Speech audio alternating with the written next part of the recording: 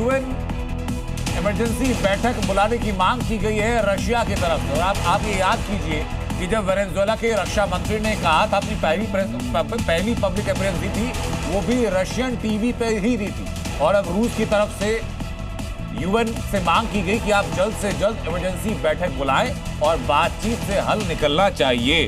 अब diplomatic level पर त्रिपाठी साहब मुझे बताइए कि यूएन अगर इमरजेंसी बैठक बुला भी लेता है तो क्या बदल जाएगा?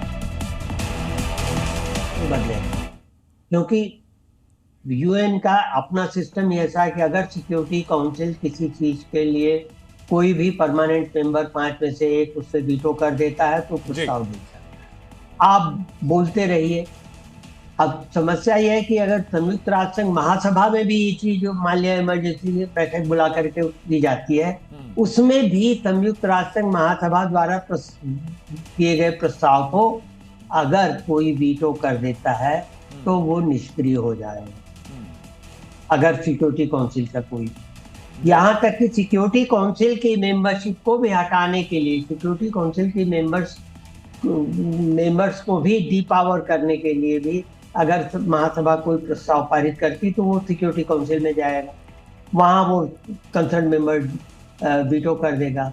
तो यूनाइटेड नेशन तो अपने जाल में फंसे, कई बार अमेरिका की ओर से, कई बार रूस की ओर से, तो इसलिए वो तो कुछ नहीं कर सकेगा। हालांकि मैं सोशल मीडिया पर जो रिएक्शन देख रहा हूं सर, सोशल मीडिया पर लोग ऐसे ऐसे रिएक्शन दे रहे हैं, जब सुनेंगे तो हंसी आएगी। लोग कह रहे हैं कि भाई यूएन ने तो अपने ऑफिस के बाहर इस वक्त बोर्ड लगाया होगा कि आज हम अवकाश पर हैं, हमसे बहुत अपेक्षाएं ना की जाए। टिक्कू साहब, मैं आपके पास में आऊंगा एक सवाल को लेकर के कि मादुरो को पता तो होगा कि इक्वेशन क्या चल रही है, उनके साथ क्या हो सकता है। चीनी राजदूत के साथ जो मादुरो ने मुलाकात की उसको लेकर ट्रंप नाराज थे। 2 हफ्ते पहले एक न्यूज एजेंसी ने कहा था कि बहुत जल्द वेनेजुएला के अंदर तख्तापलट हो सकता है। मादुरो को वक्त भी दिया गया था ट्रंप की तरफ से कि भाई आप अपना रुख तय करें, या तो हमारी बातें मान लें वरना अगला कोर्स ऑफ एक्शन हमारा होगा। बावजूद इन सारे सर्कमस्टेंसेस के मादुरो ने कुछ किया नहीं और अमेरिका ने जो किया वो सबके सामने। देखिए, मैं मानता हूं कि मादुरो के पास कोई और विकल्प ही नहीं था।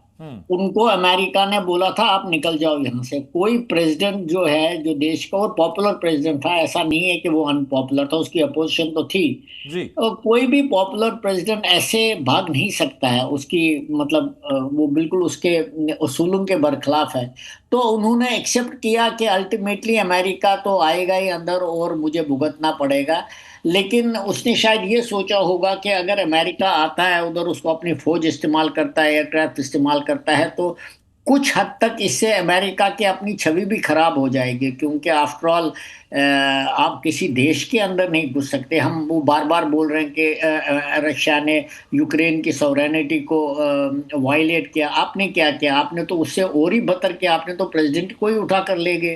तो मुझे नहीं लगता मादुरो के पास कोई और विकल्प नहीं था।